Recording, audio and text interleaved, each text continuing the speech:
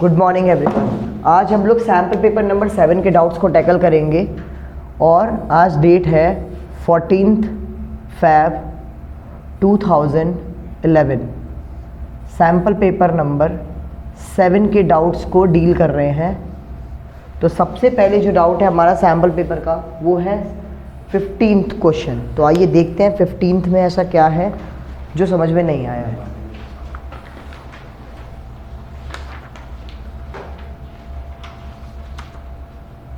Journal entry है ये। आप लोग इस क्वेश्चन की वीडियो अगर आप देखना चाहेंगे तो मैंने इस क्वेश्चन की वीडियो बना रखी है, डाल रखा है, बट मैं दोबारा आपको रिवाइज करा दे रहा हूँ, मुझे कोई इशू नहीं है। लेकिन पहले ऐसा करते हैं, मैं इसको बाद में टैकल करता हूँ 15 को, क्योंकि 15 ऑलरेडी रिकॉर्डेड है। ठीक है, बहुत अच्छे से आराम से है, और नहीं होगा तो लास्ट में मैं इसको डील कर लूँगा। ठीक है, 19 जो अभी तक किसी भी वीडियो में रिकॉर्ड नहीं है पहले उनको सॉल्व करवाऊँगा।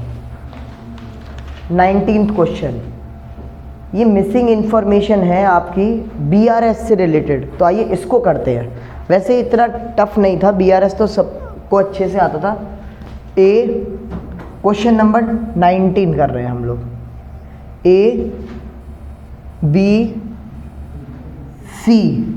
आपका ये केस है एंडोर्समेंट का। तो एंडोर्समेंट के अंदर हम लोग क्या कर रहे हैं, एंट्रीज कर रहे हैं। पहले पहचानो किस चीज़ की एंट्री है। अब हमें पता कैसे चलेगा ये किस चीज़ की एंट्री है, नरेशन पढ़ेंगे हम।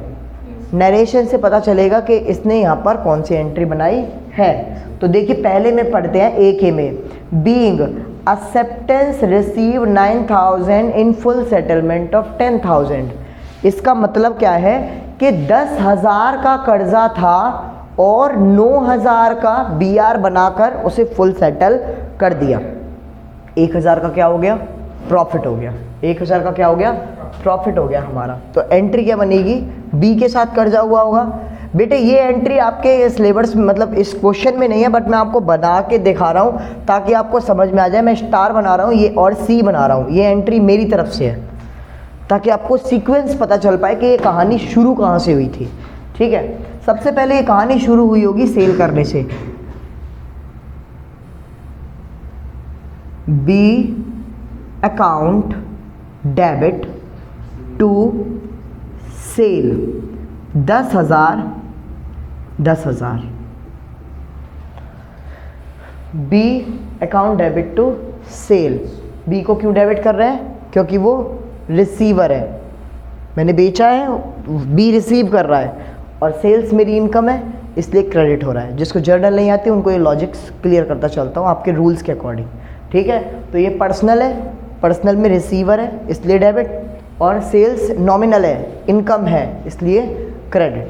अब इधर जब ये बेच रहा है तो ये खरीद रहा होगा, purchase account debit to A account 10,000।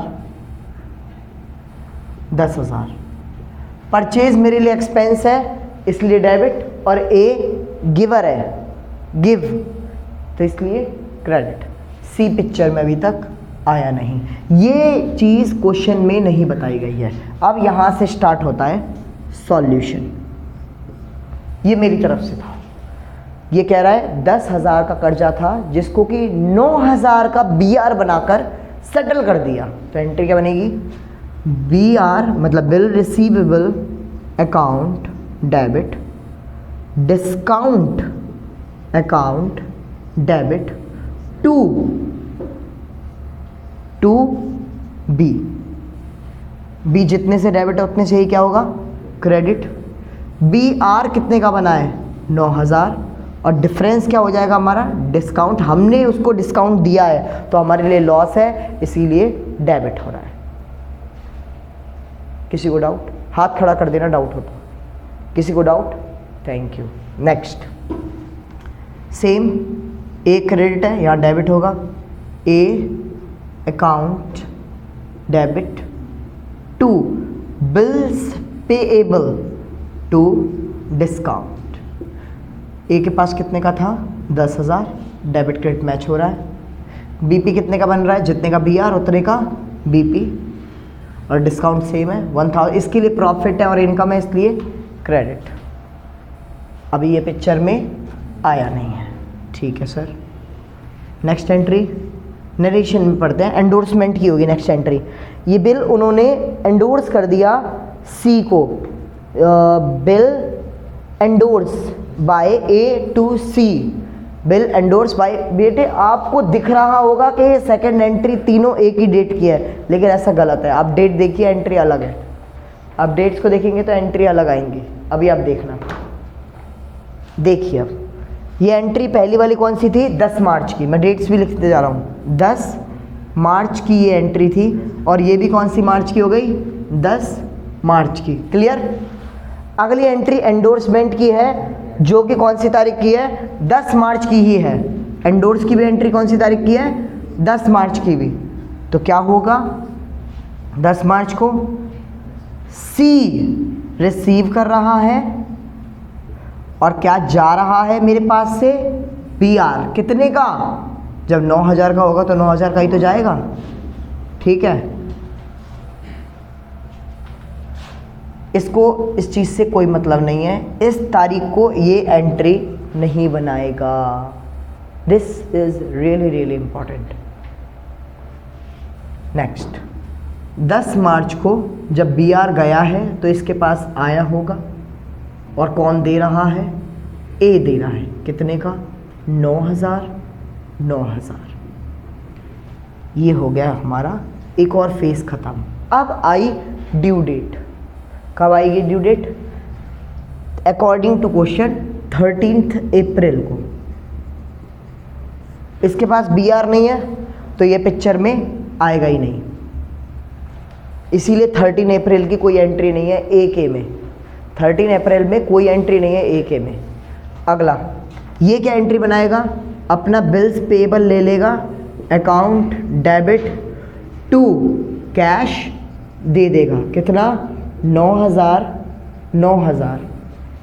और यहाँ पर कैश आ जाएगा, cash account debit to bill receivable चला जाएगा, 9000। आई होप सो अब आपके फिलअप्स फिल हो जाएंगे।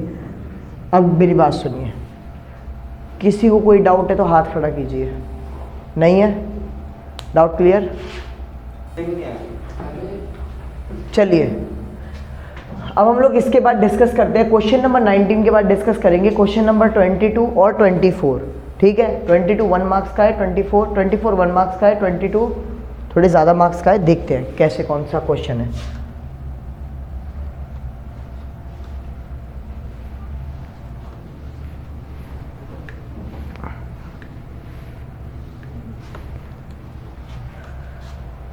क्वेश्चन नंबर 22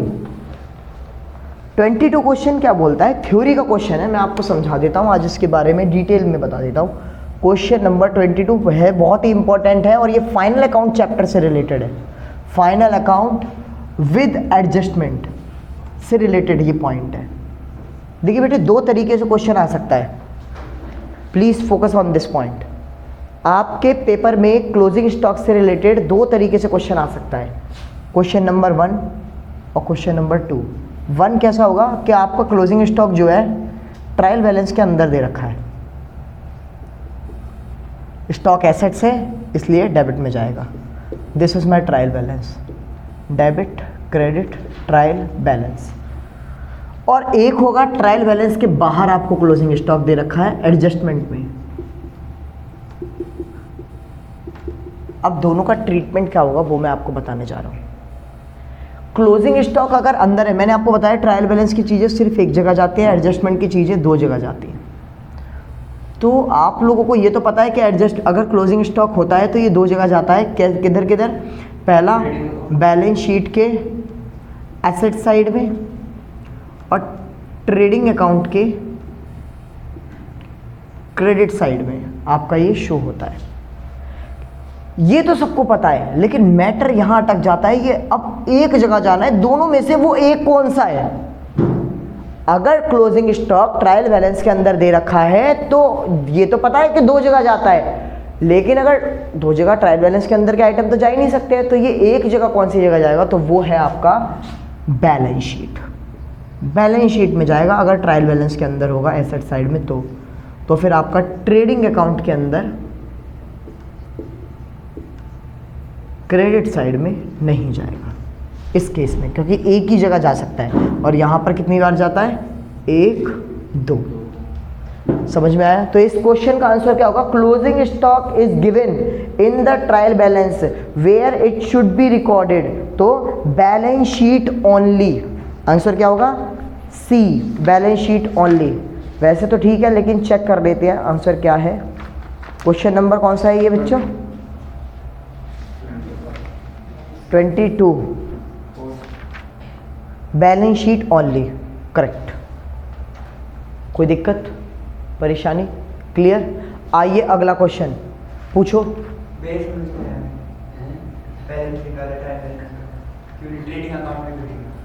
क्यों नहीं आया? ट्रायल बैलेंस की चीज़ें एक ही जगह जाती है, और ट्रायल बैलेंस में ये, इसको जब हमने क्रेडिट डेबिट साइड शो करा था तो ये बोला था कि ये एसेट्स है इसलिए शो हो रहा है, तो इसीलिए बैलेंस शीट में जा रहा है। क्योंकि ट्रायल बैलेंस में जब हम आइटम डालते हैं ये 5 चीज़ों में कैटेगराइज करते हैं, एसेट्स है, लायबिलिटी है, इनकम या प्रॉफिट है, कैपिटल है, या फिर एक्सपेंस एंड लॉस है। तो स्टॉक सिर्फ एसेट्स है, वहाँ सिर्फ एसेट्स की बात होती थी ना, तभी तो तुम डेबिट साइड में लिखते थे। तो अब जब जाएगा तो एसेट साइड में ही तो जाएगा, ट्रेडिंग अकाउंट में थोड़ी जाएगा, ठीक है, इसीलिए एक जगह जाता है। Next question, question number 24। 24 question आपका है तो वैसे अकाउंटिंग इक्वेशन से रिलेटेड, लेकिन याद रखना अकाउंटिंग इक्वेशन के जो सेकंड फेज है, जिसमें आपको कभी ओपनिंग कैपिटल निकालने को कहता है, कभी क्लोजिंग कैपिटल निकालने को कहता है, कभी प्रॉफिट निकालने को कहता है, वो फेज जो आपको सिखाया गया है वो सिंगल एंट्री की प्रिपरेशन के लिए सिखाया गया है। तो जिस बच्चे को लास्ट के क्वेश्चन आते हैं अकाउंटिंग इक्वेशन के सेकंड फेज के, जिसमें पूरा फॉर्मेट नहीं बनता है, उस बच्चे को सिंगल एंट्री समझ में आने लग जाएगा। सिंगल एंट्री को सीखने के लिए सिर्फ 2 चैप्टरों का ज्ञान होना बहुत ज़रूरी है। पहला अकाउंटिंग इक्वेशन के सेकंड फेज का, और बैलेंस और फाइनल अकाउंट की एडजस्टमेंट का। जिसको ये दोनों चीज़ें आती है, सिंगल एंट्री उसके लिए कुछ भी नहीं है। और मैंने आप लोगों को ये दोनों ही चैप्टर सिखा रखे हैं। तो हमारे सैम्पल पेपर 8 तक के डाउट टैकल करने के बाद हम लोग सिंगल एंट्री चैप्टर ही स्टार्ट करने वाले हैं। तो आप लोग तब तक अपना अकाउंटिंग इक्वेशन का सेकंड फेज स्ट्रॉन्ग करके रखना और फाइनल अकाउंट की एडजस्टमेंट स्ट्रॉन्ग करके रखना। इन दोनों के सम को ही हम लोग यूज़ करेंगे। और बैलेंस शीट बनाना बहुत ज़रूरी आना चाहिए आपको, बैलेंस शीट बनाना ज़रूर आना चाहिए। तो आइए उसी चीज़ के ऊपर मैं ये क्वेश्चन कर रहा हूँ। तो इस क्वेश्चन को मैं बोलूँगा ये 2 चैप्टरों से रिलेटेड है, एक अकाउंटिंग इक्वेशन के सेकंड फेज से और दूसरा सिंगल एंट्री से। तो आइए स्टार्ट करते हैं क्वेश्चन नंबर 24।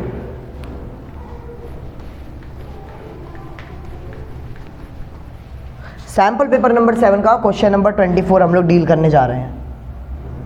आइए, इस क्वेश्चन में मुझे कुछ आइटम दे रखे हैं गिवन, मैं उनको बता देता हूँ। पहला दे रखा है ओपनिंग,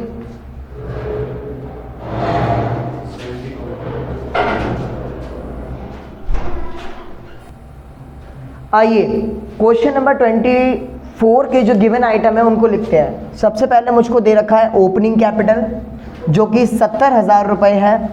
फिर मुझको दे रखा है प्रॉफिट, दे रखा है, very good, profit of the year कितना दे रखा है 20,000।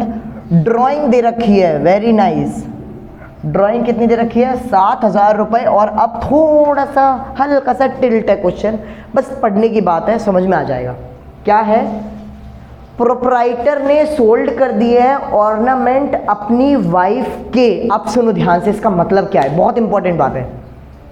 जो बिजनेस का मालिक है, जो बिजनेस का ओनर है, जो बिजनेस का कैपिटल है, जो बिजनेस का इंटरनल फंड का सोर्स है, ठीक है, उसने अपनी वाइफ के पर्सनल ऑर्नामेंट मतलब जवाहरात, ज्वेलरी बेच दी, और वो जो पैसा आया वो पैसा इसने बिजनेस में इन्वेस्ट कर दिया।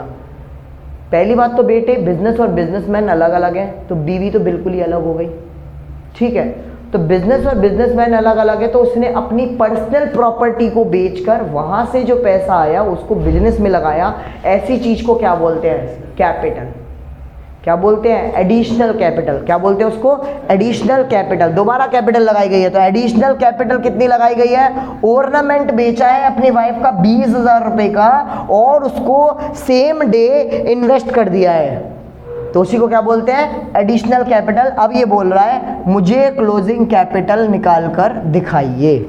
मैं आप लोगों को आज फॉर्मूला ड्राइव करना सिखाता हूँ, कैसे ड्राइव होता है। सामने देखिए, ये दोनों चीज़ें आ जाएंगे, वही वाला ड्राइव। देखिए ध्यान से समझना, बहुत आसान तरीके से बताऊंगा। ओपनिंग कैपिटल, इसका मतलब क्या है, बिजनेस में सबसे पहले पैसा लगाया वो पैसा, प्लस दोबारा पैसा लगाया वो भी ऐड हो जाएगा। लॉजिक के साथ हाँ बोलना, जिसको क्लियर ना हो वो बता देना हाथ खड़ा करके। मेरे पास जो ऑलरेडी पैसा है वो, प्लस इसी साल दोबारा पैसा लगाया वो, माइनस घर ले गया पैसा निकाल कर, वो माइनस हो जाएगा। इस साल जो प्रॉफिट हुआ उसकी वजह से कैपिटल बढ़ गई, वो ऐड हो जाएगा। और एंड में जो कैपिटल आएगी उसका नाम क्या होगा, क्लोजिंग कैपिटल। इसमें कोई दिक्कत? अब ध्यान से सुनना, ये सीधा वाला समझ में आया। अब उल्टा समझाता हूं, देखो कैसे होता है। क्लोजिंग कैपिटल, ये सिंगल एंट्री की प्रिपरेशन करवा रहा हूं मैं, याद रखना सिंगल एंट्री में खड़ा ही फॉर्मूला यूज होगा, ठीक है। क्लोजिंग कैपिटल चेंज करा है मैंने, अब कुछ मत करो, उल्टा साइन कर दो, minus additional capital plus drawing minus profit is equal to opening capital. कोई दिक्कत, प्रॉब्लम? यही है। अब तुम्हें क्या चीज़ निकालनी है, ओपनिंग निकालनी है, क्लोजिंग कैपिटल निकालनी है, ओपनिंग कैपिटल निकालनी है, क्लोजिंग कैपिटल निकालनी है। तो यहाँ पर क्या करेंगे, अब हम अमाउंट फिल कर देंगे अपनी। आइए कैसे फिल करेंगे, देखिए। पहला opening capital 70,000, profit 20,000, drawing 7,000, additional capital 20,000। Please find out the total immediately. मैं जब तक आंसर चेक करता हूँ। क्वेश्चन नंबर 24, 1,03,000 श्योर, 1,03,000 टोटल, मतलब क्लोजिंग कैपिटल 1,03,000। आइए चेक करते हैं यही आंसर है या नहीं। ए है ऑप्शन में। क्वेश्चन नंबर कौन सा है, 24 का 1,03,000। क्लियर है जी। सिंगल एंट्री में ये यूज होगा।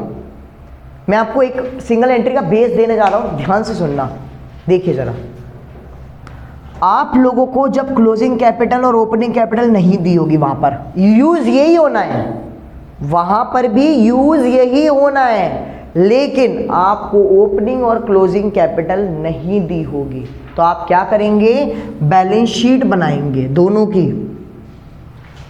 आप क्या करेंगे, बैलेंस शीट बनाएंगे दोनों की। क्लोजिंग कैपिटल निकालने के लिए क्लोजिंग बैलेंस शीट बनती है, ओपनिंग कैपिटल निकालने के लिए ओपनिंग बैलेंस शीट बनती है। जैसे कि ये मान लो 2016, तो ये 2017। इसमें सारे क्लोजिंग बैलेंस डाल दो, इसमें सारे ओपनिंग बैलेंस डाल दो। बैलेंसिंग फिगर से जो कैपिटल निकल के आएगी, ओपनिंग में अगर कैपिटल निकल के आई तो ओपनिंग कैपिटल कहलाएगी, क्लोजिंग में अगर कैपिटल निकल के आई तो क्लोजिंग कैपिटल कहलाएगी। और जैसे ही ये दोनों निकल के आ जाएंगे, आप फिर ये फॉर्मूला पुट कर देंगे और आपका आंसर निकल आएगा। ज़्यादातर उस चैप्टर में आपको प्रॉफिट निकालने के लिए बोला जाएगा, तो क्या फॉर्मूला बन जाएगा, प्रॉफिट अगर निकालने को बोला जाएगा तो ये बनेगा। देखिए, opening capital plus additional capital minus drawing minus closing capital, क्यों, इक्वल टू की चीज़ इधर आई, और इज इक्वल टू प्रॉफिट। ठीक है।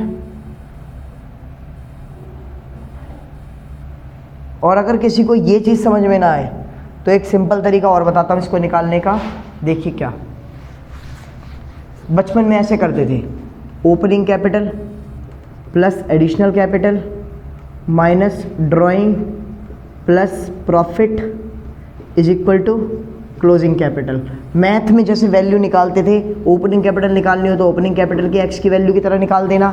अगर ओपनिंग कैपिटल नहीं दी होगी तो प्रॉफिट नहीं दिया होगा तो इसे एक्स मान लेना। अगर ये दोनों दिए होंगे तो ये नहीं दिया होगा तो इसे एक्स निकाल देना। आप एक्स की वैल्यू फाइंड करते जाओगे, आपके आंसर आते जाएंगे इसी फॉर्मूले से। लेकिन आपको स्टैंडर्ड फॉर्मेट आपको ये फॉलो करना पड़ेगा एग्जाम के लिए। बात समझ में आई? आइए एक और डाउट टैकल करते हैं। क्वेश्चन नंबर कौन सा है डिस्पोजल का? सैंपल पेपर नंबर 7 का 21। सैंपल पेपर नंबर 7 के 21 में डिस्पोजल अकाउंट कैसे बनता है और किस तरीके से उसको फिल किया जाता है, मैं वो आपको आज सिखा रहा हूँ। अगर डिस्पोजल अकाउंट, और बेटे डिस्पोजल अकाउंट ऐसा अकाउंट है ना जिसको आप पूरा क्वेश्चन करने से पहले ही बना सकते हैं। कैसे, वो देखिए। Question number 21, sample paper number 7 का क्वेश्चन नंबर 21 में डिस्पोजल अकाउंट में आपको सिखाने जा रहा हूं। देखिए कैसे होता है। मैं एक अपनी तरफ से एग्जांपल बना रहा हूं, आप फिर उसके बेस पे सैंपल नंबर 7 सॉल्व कर लेना। देखियो, ये है मेरा मशीनरी डिस्पोजल अकाउंट, ये डेबिट और ये क्रेडिट। मैं आपको इसको समझने के लिए बस एक चीज़ बोलूँगा, इस अकाउंट के अंदर सिर्फ सोल्ड होने वाली मशीन की डिटेल आएगी। Fill only those item which is related to sale of machine only, sale of machine only, use fill. जिसके लिए मैंने आप लोगों को एक चीज सिखा रखी है जिसका नाम मैंने आपको दे रखा है क्या? जन्म कुंडली। वहां से आपको सारी डिटेल मिल जाएंगे। एक बिकने वाली मशीन की कौन सी इंफॉर्मेशन इंपॉर्टेंट होती है? पहला, कॉस्ट प्राइस उसका, जिसे आप लोग परचेज प्राइस के नाम से भी जानते हैं। नेक्स्ट, उसका आज तक का डेप्रीशिएशन कितना है, टोटल डेप। उसका सेलिंग प्राइस कितना है, मतलब सेल कितने में हुई है, और उसको प्रॉफिट हुआ है या लॉस हुआ है, ये। और प्रॉफिट लॉस निकालने के लिए मैंने आपको सिखा रखी है क्या? जन्म कुंडली। तो क्वेश्चन सॉल्व करने से पहले ही आप क्या करेंगे? जन्म कुंडली बनाएंगे मशीन की, और उसके आइटम को यूज़ करके आपका मशीनरी डिस्पोजेबल अकाउंट बन जाएगा। आइए कैसे बनती है जन्म कुंडली, एक इमेजिनरी क्वेश्चन के थ्रू हम समझते हैं। जैसे कि मैं क्वेश्चन लेता हूँ, 1 जनवरी 2012 को 1 लाख रुपए की मशीन थी। 1 जनवरी 2012 को 1 लाख रुपए की मशीन थी। 10% डेप्रीशिएशन लगा इस पर। मैं WDV मेथड ले रहा हूँ क्योंकि बच्चों को WDV से ज़्यादा डर लगता है। तो 31/1/2012 को डेप लग जाएगा, और बचेगी मशीन कितने की? 9000 की। 10% मैंने डेप लगाया है। अकाउंटिंग ईयर में 31 दिसंबर लेके चल रहा हूँ, सॉरी 31/12/2012। ये कौन सी तारीख का आ गया? 1/1/2013। अब फिर इसका दोबारा 10% लगेगा। बेटे SLM में हर बार इसी पे डेप लगता है, और WDV में हर नई वैल्यू पे डेप लगता है, जिनको ये ना पता हो। 31/12/2013, 9000 रुपये। वैल्यू आ गई 81,000। 1/1/2014। जो लोग बच्चे खाली बैठे हैं, आप लोग ये डेप जोड़ते चल जाना, क्योंकि मेरे को टोटल चाहिए होगा बाद में। 31/12/2014, फिर डेप लगेगा 8100 का, तो बचेगा 72900। तो ये है 1/1/2015। ठीक है सर। मैंने यहाँ पर आके क्या कर दी? मशीन बेच दी। कितने की बेच दी? मान लो 70,000 की बेच दी। मुझे प्रॉफिट हो गया या लॉस हो गया? लॉस हो गया। लॉस कितने का हो गया? 2900 का, दिस इज द लॉस। अब मुझे क्या चाहिए, मैंने क्या बोला था, कॉस्ट प्राइस, ये रहा कॉस्ट प्राइस, कितना 1 लाख रुपए, फिल करते जाएंगे। सेलिंग प्राइस, ये रहा सेलिंग प्राइस 70,000। प्रॉफिट हुआ या लॉस, लॉस हो गया, कितने का 2900। अब मुझे टोटल डेप बताइए, तो टोटल डेप क्या करूँगा मैं, इसे और इसे तीनों को जोड़ दूंगा, 27,100 रुपये, उसको मैं यहाँ लिख दूंगा 27,100 रुपये। यहाँ तक किसी को कोई डाउट, परेशानी, दिक्कत? क्वेश्चन सॉल्व होने से पहले आपको 2 नंबर इसके मिल जाएंगे, 2 नहीं तो 1 तो मिल जाएंगे। अब 1 नंबर इसको फिल करने के मिल जाएंगे, 2 नंबर आपके सेट, बल्कि 2 नहीं, मेरा ये मानना है 3 नंबर आपको दोनों के मिला के मिल जाएंगे। आइए देखिए कैसे।